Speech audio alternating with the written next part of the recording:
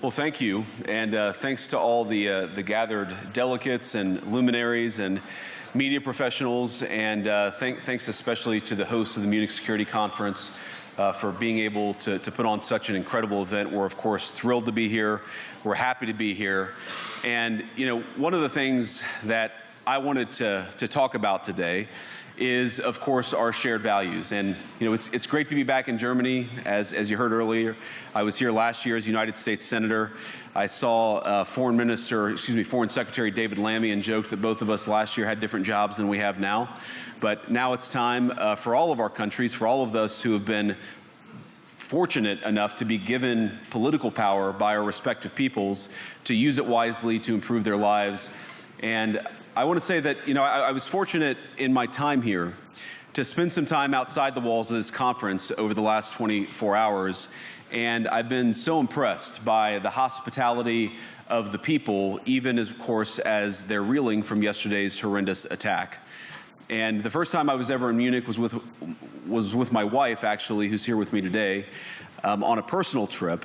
And I've always loved the city of Munich, and I've always loved its people. And I just want to say that we're very moved, and our thoughts and prayers are with Munich and everybody affected by the evil inflicted on this beautiful community. We're thinking about you, we're praying for you, and we will certainly be rooting for you in the days and weeks to come. Now, thank you.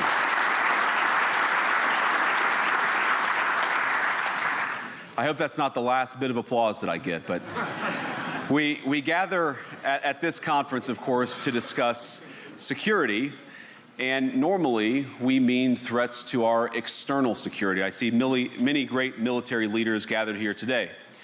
But while the Trump administration is very concerned with European security and believes that we can come to a reasonable settlement between Russia and Ukraine, and we also believe that it's important in the coming years for Europe to step up in a big way to provide for its own defense, the threat that I worry the most about vis-a-vis Europe is not Russia, it's not China, it's not any other external actor. And what I worry about is the threat from within, the retreat of Europe from some of its most fundamental values, values shared with the United States of America. Now, I was struck that a former European commissioner went on television recently and sounded delighted that the Romanian government had just annulled an entire election. He warned that if things don't go to plan, the very same thing could happen in Germany, too. Now, these cavalier statements are shocking to American ears. For years, we've been told that everything we fund and support is in the name of our shared democratic values. Everything from our Ukraine policy to digital censorship is billed as a defense of democracy. But when we see European courts canceling elections and senior officials threatening to cancel others, we ought to ask whether we're holding ourselves to an appropriately high standard. And I say ourselves because I fundamentally believe that we are on the same team. We must do more than talk about democratic values, we must live them. Now, within living memory of many of you in this room, the Cold War positioned defenders of democracy against much more tyrannical forces on this continent. And consider the side in that fight that censored dissidents, that closed churches, that canceled elections. Were they the good guys? Certainly not. And thank God they lost the Cold War. They lost because they neither valued nor respected all of the extraordinary blessings of liberty. The freedom to surprise, to make mistakes, to invent, to build. As it turns out, you can't mandate innovation or creativity, just as you can't force people what to think, what to feel, or what to believe. And we believe those things are certainly connected. And unfortunately, when I look at Europe today, it's sometimes not so clear what happened to some of the Cold War's winners. I look to Brussels, where EU commissars warn citizens that they intend to shut down social media during times of civil unrest the moment they spot what they've judged to be, quote, hateful content. Or to this very country, where police have carried out raids against citizens suspected of posting anti-feminist comments online as part of, quote, combating misogyny on the internet, a day of action. I look to Sweden, where 2 weeks ago the government convicted a Christian activist for participating in Koran burnings that resulted in his friend's murder. And as the judge in his case chillingly noted, Sweden's laws to supposedly protect free expression do not, in fact, grant, and I'm quoting, a free pass to do or say anything without risking offending the group that holds that belief. And perhaps most concerningly, I look to our very dear friends, the United Kingdom, where the backslide away from conscience rights has placed the basic liberties of religious Britons in particular in the crosshairs. A little over 2 years ago, the British government charged Adam Smith Connor, a 51-year-old physiotherapist and an Army veteran, with the heinous crime of standing 50 meters from an abortion clinic and silently praying for 3 minutes. Not obstructing anyone, not interacting with anyone, just silently praying on his own. And after British law enforcement spotted him and demanded to know what he was praying for, Adam replied simply, it was on behalf of the unborn son he and his former girlfriend had aborted years before. Now, the officers were not moved. Adam was found guilty of breaking the government's new buffer zones law, which criminalizes silent prayer and other actions that could influence a person's decision within 200 meters of an abortion facility. He was sentenced to pay thousands of pounds in legal costs to the prosecution.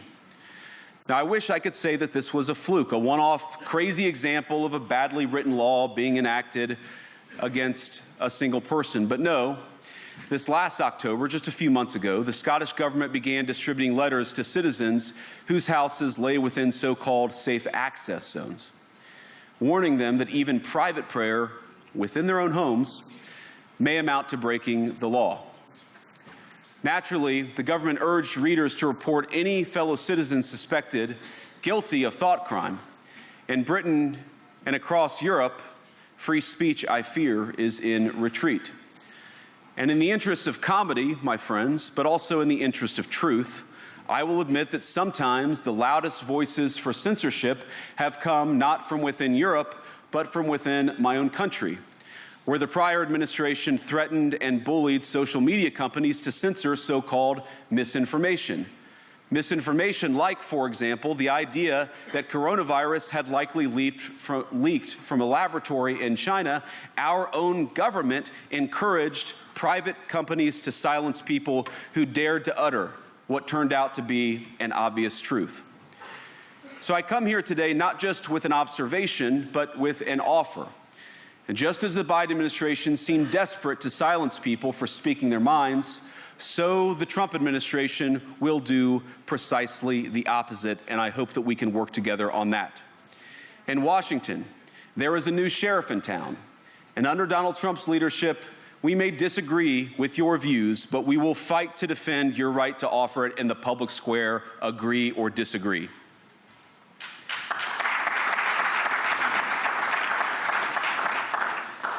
Now, we're at the point, of course, that the situation has gotten so bad that this December, Romania straight up canceled the results of a presidential election based on the flimsy suspicions of an intelligence agency and enormous pressure from its continental neighbors. Now, as I understand it, the argument was that Russian disinformation had infected the Romanian elections. But I'd ask my European friends to have some perspective. You can believe it's wrong for Russia to buy social media advertisements to influence your elections. We certainly do. You can condemn it on the world stage even. But if your democracy can be destroyed with a few $100,000 of digital advertising from a foreign country, then it wasn't very strong to begin with. Now, the good news is that I happen to think your democracies are substantially less brittle than many people apparently fear. And I really do believe that allowing our citizens to speak their mind will make them stronger still. Which, of course, brings us back to Munich, where the organizers of this very conference have banned lawmakers representing populist parties on both the left and the right from participating in these conversations. Now again, we don't have to agree with everything or anything that people say. But when when political leaders represent an important constituency, it is incumbent upon us to at least participate in dialogue with them. Now, to many of us on the other side of the Atlantic, it looks more and more like old entrenched interests hiding behind ugly Soviet-era words like misinformation and disinformation, who simply don't like the idea that somebody with an alternative viewpoint might express a different opinion or, God forbid, vote a different way or, even worse, win an election. Now, this is a security conference, and I'm sure you all came here prepared to talk about how exactly you intend to increase defense spending over the next few years in line with some new target. And that's great, because as President Trump has made abundantly clear, he believes that our European friends must play a bigger role in the future of this continent. We don't think, you hear this term, burden sharing, but we think it's an important part of being in a shared alliance together that the Europeans step up while America focuses on areas of the world that are in great danger. But let me also ask you, how will you even begin to think through the kinds of budgeting questions if we don't know what it is that we're defending in the first place? I've heard a lot already in my conversations, and I've had many, many great conversations with many people gathered here in this room. I've heard a lot about what you need to defend yourselves from, and of course that's important. But what has seemed a little bit less clear to me, and certainly I think to many of the citizens of Europe, is what exactly it is that you're defending yourselves for. What is the positive vision that animates this shared security compact that we all believe is so important? And I believe deeply that there is no security if you are afraid of the voices, the opinions, and the conscience that guide your very own people. Europe faces many challenges, but the crisis this continent faces right now, the crisis I believe we all face together, is one of our own making. If you're running in fear of your own voters, there is nothing America can do for you. Nor, for that matter, is there anything that you can do for the American people who elected me and elected President Trump. You need democratic mandates to accomplish anything of value in the coming years. Have we learned nothing that thin mandates produce unstable results? But there is so much of value that can be accomplished with the kind of democratic mandate that I think will come from being more responsive to the voices of your citizens. If you're going to enjoy competitive economies, if you're going to enjoy affordable energy and secure supply chains, then you need mandates to govern, because you have to make difficult choices to enjoy all of these things. And of course, we know that very well in America. You cannot win a democratic mandate by censoring your opponents or putting them in jail, whether that's the leader of the opposition, a humble Christian praying in her own home, or a journalist trying to report the news. Nor can you win one by disregarding your basic electorate on questions like who gets to be a part of our shared society. And of all the pressing challenges that the nations represented here face, I believe there is nothing more urgent than mass migration. Today, almost 1 in 5 people living in this country moved here from abroad. That is, of course, an all-time high. It's a similar number, by the way, in the United States, also an all-time high. The number of immigrants who entered the EU from non-EU countries doubled between 2021 and 2022 alone, and of course it's gotten much higher since. And we know this situation, it didn't materialize in a vacuum. It's the result of a series of conscious decisions made by politicians all over the continent and others across the world over the span of a decade. We saw the horrors wrought by these decisions yesterday in this very city. And of course, I can't bring it up again without thinking about the terrible victims who had a beautiful winter day in Munich ruined. Our thoughts and prayers are with them and will remain with them. But why did this happen in the first place? It's a terrible story, but it's one we've heard way too many times in Europe and unfortunately too many times in the United States as well. An asylum seeker, often a young man in his mid-20s, already known to police, rams a car into a crowd and shatters a community. How many times must we suffer these appalling setbacks before we change course and take our shared civilization in a new direction? No voter on this continent went to the ballot box to open the floodgates to millions of unvetted immigrants. But you know what they did vote for? In England, they voted for Brexit, and agree or disagree, they voted for it.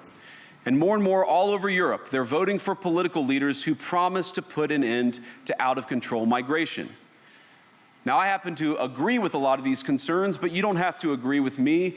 I just think that people care about their homes, they care about their dreams, they care about their safety and their capacity to provide for themselves and their children. And they're smart. I think this is one of the most important things I've learned in my brief time in politics. Contrary to what you might hear a couple mountains over in Davos, the citizens of all of our nations don't generally think of themselves as educated animals or as interchangeable cogs of a global economy. And it's hardly surprising that they don't want to be shuffled about or relentlessly ignored by their leaders. And it is the business of democracy to adjudicate these big questions at the ballot box. I believe that dismissing people, dismissing their concerns, or worse yet, shutting down media, shutting down elections, or shutting people out of the political process protects nothing. In fact, it is the most surefire way to destroy democracy. And speaking up and expressing opinions isn't election interference. Even when people express views outside your own country, and even when those people are very influential. And trust me, I say this with all humor, if American democracy can survive 10 years of Greta Thunberg scolding, you guys can survive a few months of Elon Musk. But what no democracy, American, German, or European, will survive is telling millions of voters that their thoughts and concerns, their aspirations, their pleas for relief are invalid or unworthy of even being considered. Democracy rests on the sacred principle that the voice of the people matters. There's no room for firewalls. You either uphold the principle or you don't.